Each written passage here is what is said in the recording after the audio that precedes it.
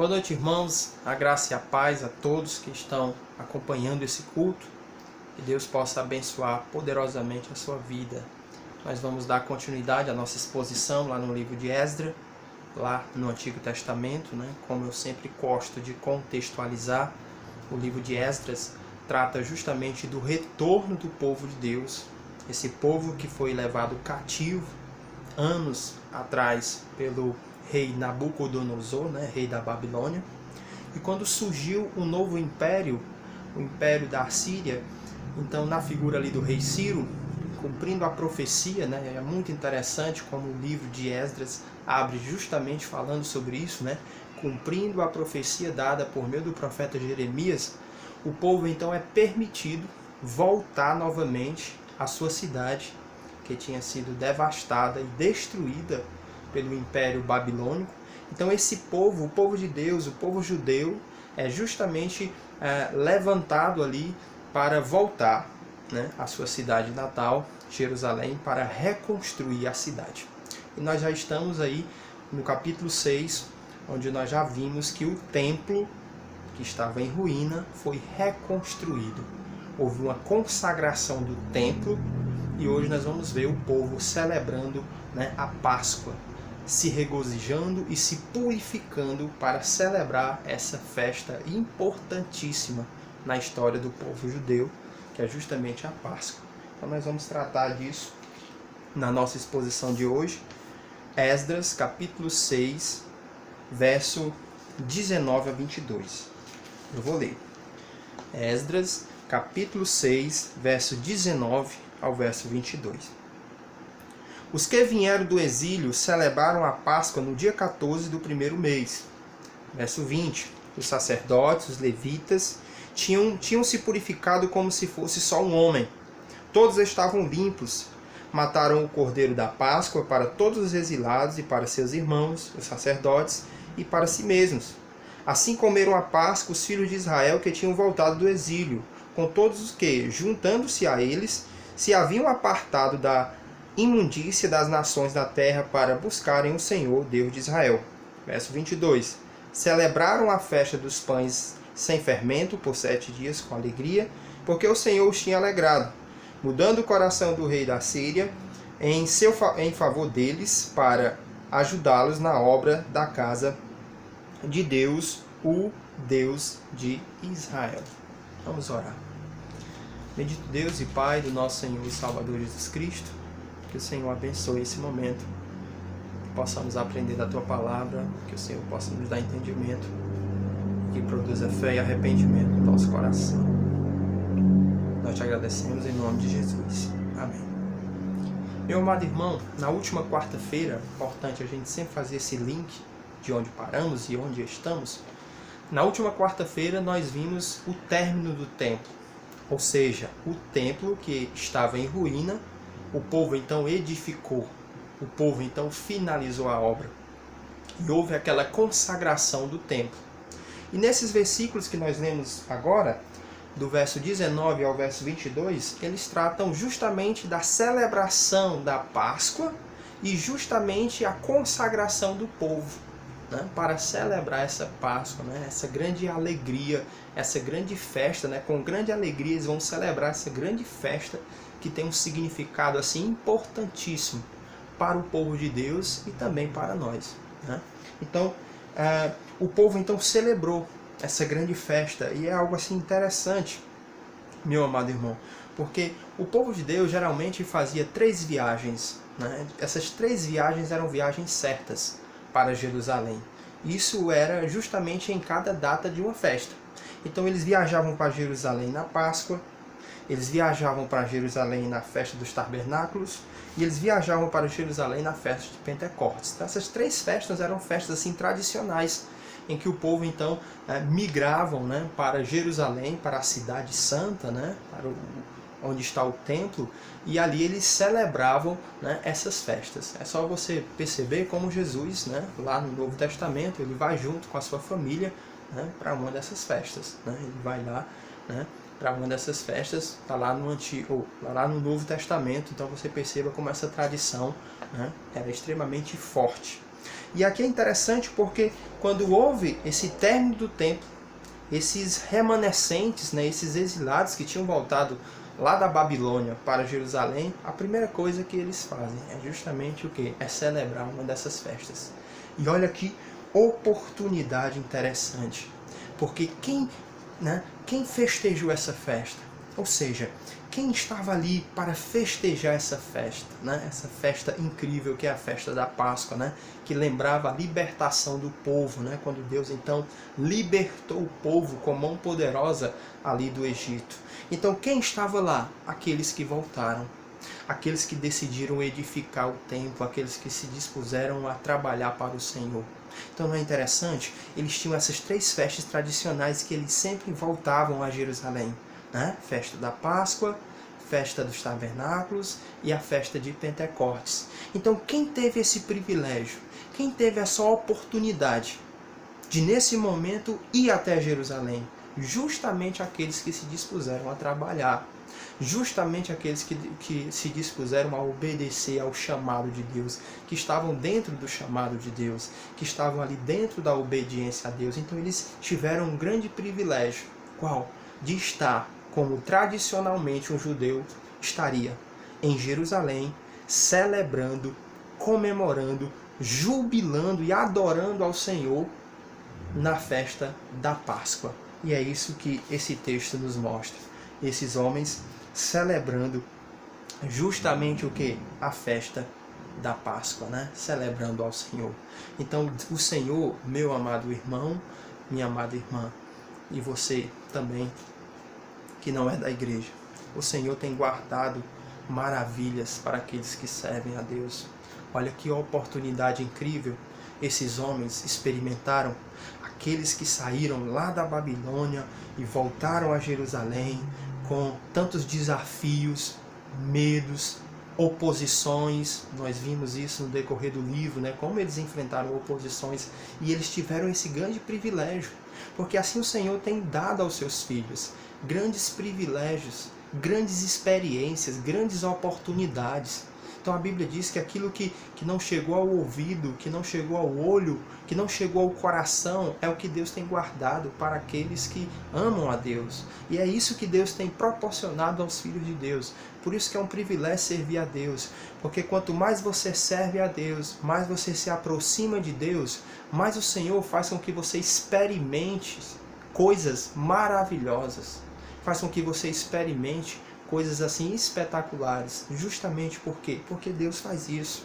A nossa fidelidade a Deus, a sua fidelidade a Deus, quando um filho de Deus é fiel a Deus, o Senhor proporciona assim experiências e oportunidades e privilégios incríveis, como esse privilégio de celebrar a festa em Jerusalém, como comumente os judeus faziam. Quem teve essa oportunidade nesse momento em que a nação estava estava sendo escrava, né? Que a nação estava sob o domínio do império da Síria? Quem teve esse privilégio nesse momento? Só esse grupo, né? Só esse grupo, né, de judeus. Só eles tiveram esse privilégio de estar ali na Cidade Santa, no templo reconstruído, né? Todo bem bonitinho, celebrando ao Senhor. Então eu coloquei aqui para todos nós, né, que Deus tem guardado essas oportunidades, né, que Deus nos leva a experimentar coisas incríveis. Esses homens deixaram um legado, esses homens que edificaram, né, essa primeira leva, né, liderado ali por Zorobabel, que edificaram o templo, que reconstruíram o templo, eles deixaram um legado muito grande, né, para gerações futuras.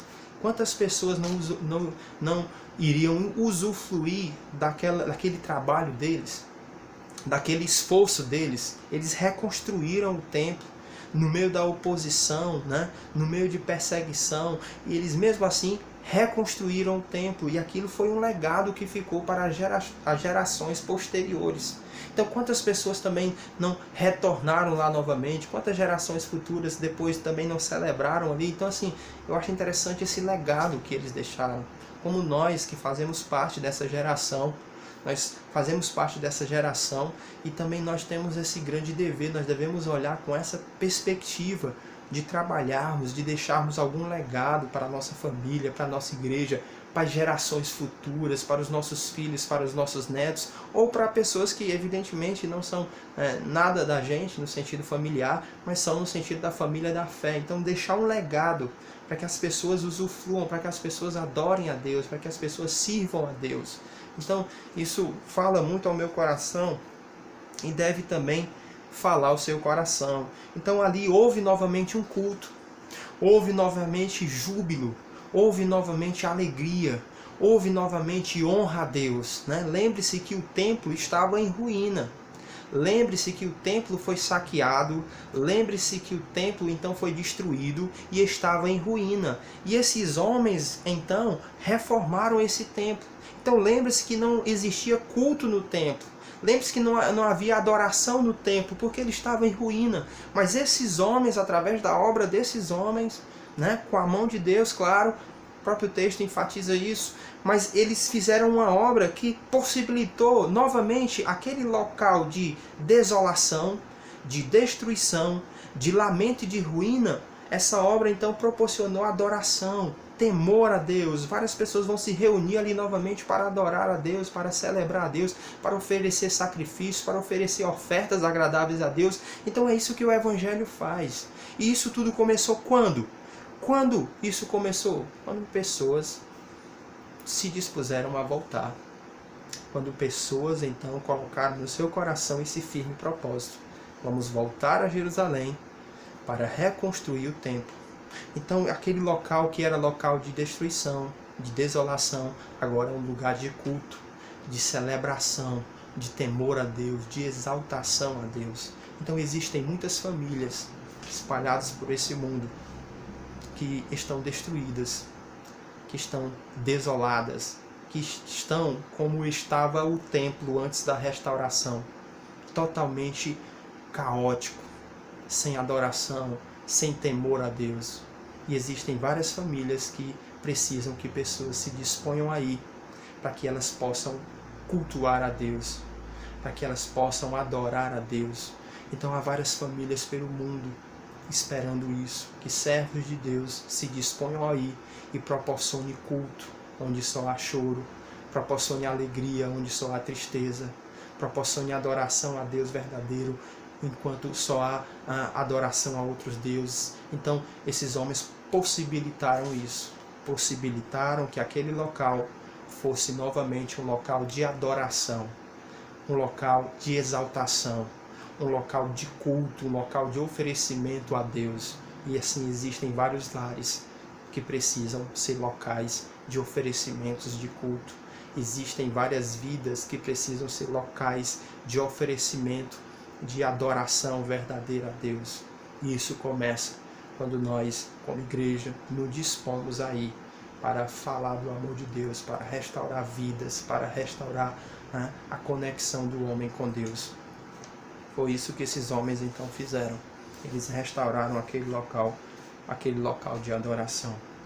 Após a consagração do templo, que nós expomos na quarta passada, então houve a consagração do povo. Isso é muito visível, meu amado irmão, aí no verso de número 19, aliás, 20 e 21. Diz assim, os sacerdotes, os levitas, tinham se purificado como um só homem. Todos estavam limpos, mataram o cordeiro da Páscoa para todos os exilados e para seus irmãos sacerdotes para si mesmos.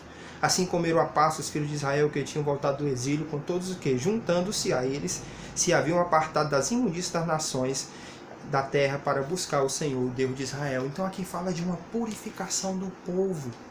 E aqui está algo fundamental na vida cristã.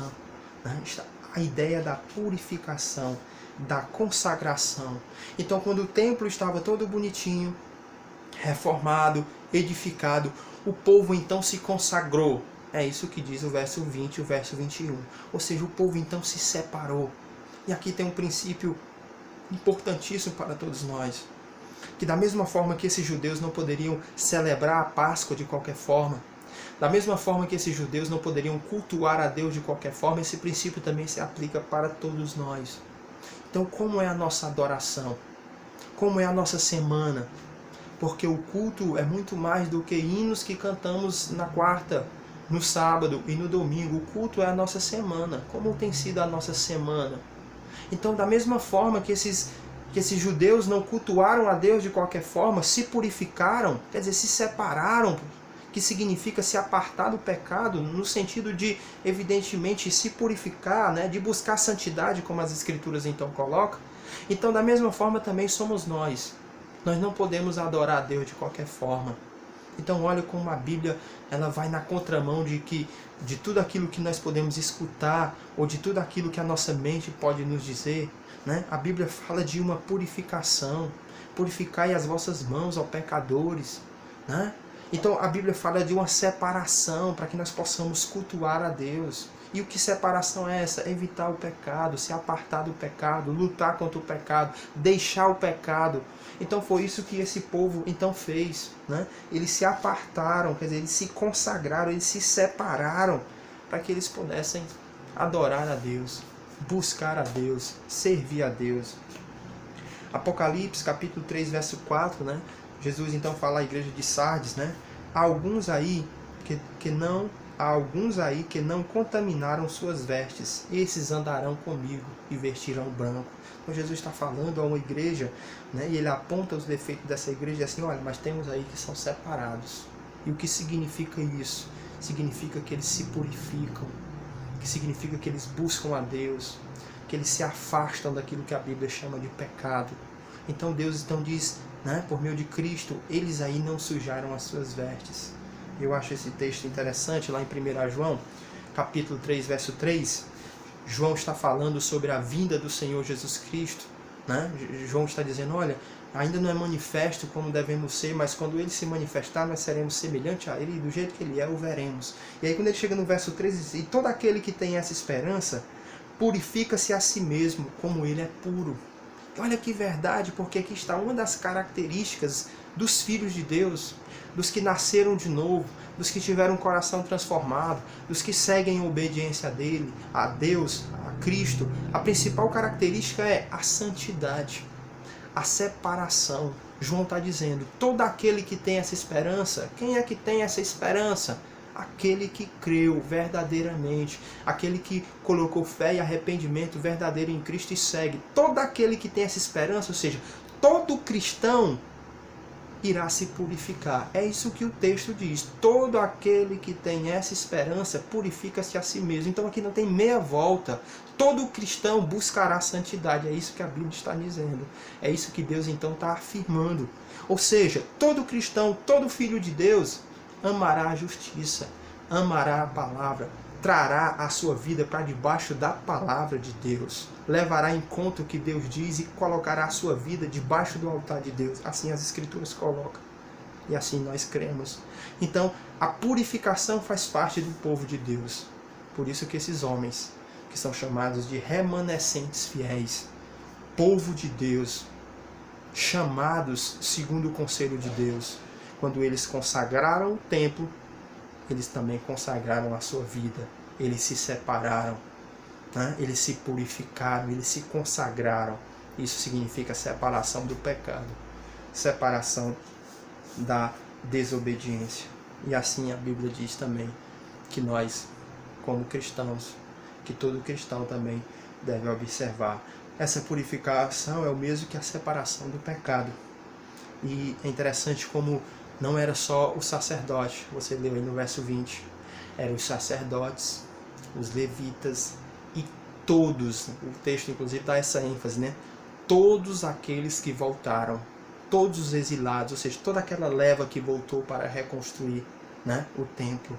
Então a purificação, a separação do pecado, o afastamento do pecado, a busca por obediência a Deus é algo que abrange todo o corpo de Cristo, todo, homens, mulheres, né? Homens, mulheres, jovens,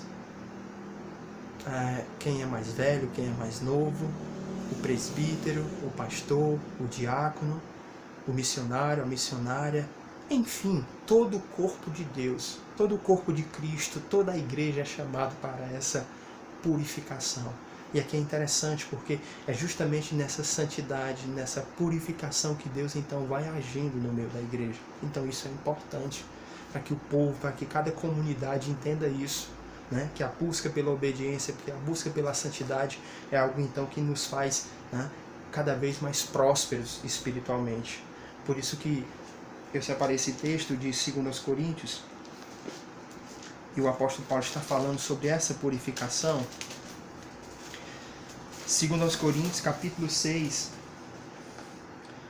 verso 15 em diante, diz assim, ó: que harmonia há entre Cristo e Belial, ou que parte entre o fiel com o infiel, e que acordo tem o templo de Deus com dos ídolos? Pois vós sois santuário do Deus vivente, como ele mesmo disse: neles habitarei e entre eles andarei, e eu serei o seu Deus e eles serão o meu povo. Pelo que saí do meio deles, apartai-vos, diz o Senhor, não toqueis nada imundo, e eu vos recebereis. Serei para vós pai, e vós sereis para mim filhos e filhas, assim diz o Senhor. Então, o que é que Paulo está tratando aqui? Ele está tratando da purificação, da separação, do apartamento, né? Desse apartar, desse desconectar daquilo que Deus chama de imundície, portanto daquilo que Deus chama de pecado. Então Paulo está falando sobre isso, e ele está usando um texto, e ele é muito claro quando ele usa literalmente a voz do Senhor lá no Antigo Testamento, assim: vos separarei, e então eu vos receberei, e vós sereis para mim filhos e filhas. Então olha como é interessante essa ideia, porque foi isso que esses judeus então colocaram em prática. Eles se apartaram, eles se consagraram, para que eles então pudessem receber de Deus ali, né, ou oferecer a Deus um culto verdadeiro a Deus. Então você quer prestar um culto a Deus de forma correta? Você quer adorar a Deus de forma correta? Você quer se colocar diante de Deus de forma correta? Se separe. E como é que o ser humano se separa, né? Principalmente para você que não é cristão? Como? Porque a Bíblia diz que os pecados é o que faz separação entre nós, né? Entre o homem e Deus. Como é que você pode se purificar? Você não pode se purificar a si mesmo. Você não pode se lavar com o sabão mais potente, com a água sanitária mais potente, com o álcool mais potente. Você pode se lavar 1000 vezes ou várias vezes de álcool 70 ou de álcool 100. A única coisa que pode purificar a sua vida, que pode proporcionar santidade a você, é a união com Cristo. Por meio da obra de Cristo, por meio da cruz de Cristo e por meio do sangue de Cristo, ainda que os vossos pecados sejam mais vermelhos que o carmesim, tornar-se-ão como a mais branca lã. Assim diz a palavra de Deus, né? Como diz a palavra de Deus, esse sangue que vos purifica de todo mal, que vos purifica de toda imundícia. Então isso é maravilhoso. Então isso nos leva a pensar e a olhar para Jesus, você que não é da igreja. Se una a Cristo, aceite Jesus como único e suficiente Salvador, então fique de forma limpa diante de Deus. Não significa que você não irá pecar mais. Não significa isso.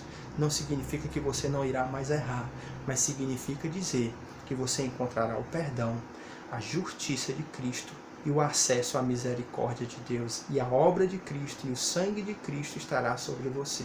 E, portanto, você estará justificado e justificada diante de Deus. Então, a santidade, a separação, é algo que faz parte do povo de Deus. E foi por isso que esse povo, então, se consagrou. Esse povo então buscou, né, na lei de Deus observar o que era necessário, fazer todos aqueles rituais, né, como diz aí o texto, ó, que nós lemos, diz aí, ó, verso 22, celebraram a festa dos pães asmos sem fermento por 7 dias com alegria, porque o Senhor os tinha alegrado. Então eles fizeram tudo aquilo que a lei então mandou que eles então observassem. Então o povo termina, meu irmão, nós podemos finalizar aqui com o verso 22, o povo então termina esse primeiro ciclo, essa primeira etapa, que é justamente a consagração do templo. Agora vai surgir uma nova etapa, liderado não mais por Zorobabel, que liderou essa primeira leva, essa primeira restauração do templo, mas liderado por Esdras, que vai restaurar a autoridade da palavra de Deus. E eu queria destacar o que está aí no verso 22, quando diz que Deus nos ajudou, porque assim Deus faz. Não se engane, nunca esqueça. Aqueles que trabalham para Deus, aqueles que se separam, aqueles que pagam o preço de levar sua cruz e ir após Cristo, aqueles que têm no coração o chamado de Deus, que querem glorificar a Deus, levar o evangelho a pessoas, enfim, que estão debaixo da obediência de Deus. Nunca esqueça, Deus sempre ajuda esses. Deus sempre está do lado desse. E Deus sempre vai ajudar, porque assim Deus fez em toda a história e em todos os momentos. Então Deus restaurou o lugar que estava destruído. Deus colocou cântico novamente, Deus trouxe purificação àquele templo, àquele local, porque o Deus que nós servimos, o Deus que existe, Ele faz isso. Ele purifica, Ele restaura, Ele levanta do pó, Ele devolve a alegria. Esse Deus então faz maravilhas. Então o povo celebrou, o povo se consagrou, o povo se lembrou daquilo que Deus tinha feito, da libertação que Deus tinha proporcionado, porque a Páscoa era justamente isso, né? A libertação do povo, né? A forma como Deus, com a sua mão poderosa, libertou o povo muitos anos atrás lá do Egito, e o povo então faz essa comemoração para glorificar a Deus. Que Deus possa nos abençoar. Eu agradeço a oportunidade em nome de Jesus. Amém.